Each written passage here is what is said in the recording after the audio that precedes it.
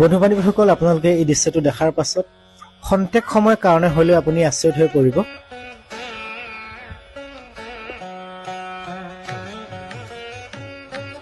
আপোনালোকে দেখিব পাৰিছে দুডাল প্ৰকাণ্ড ফেটি সাপে কেনেদৰে এটা বান্দৰৰ লগত খেলি আছে, আৰু সেই বান্দৰটোৱেও দুডাল বিষাক্ত ফেটি সাপৰ লগত খেলি থকা আপোনালোকে দৃশ্যটো দেখিব পাৰিছে।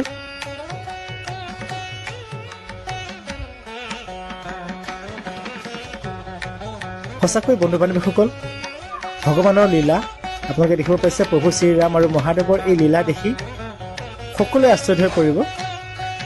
আমি যিসকল লোকে ভগৱানক বিশ্বাস নকৰাকৈ আছোঁ বা থাকোঁ, সেইসকল লোকেও আচলতে এই দৃশ্যটো দেখাৰ পাছত প্ৰভু শ্ৰীৰাম আৰু মহাদেৱক বিশ্বাস কৰিবলৈ বাধ্য হ'ব লাগিব।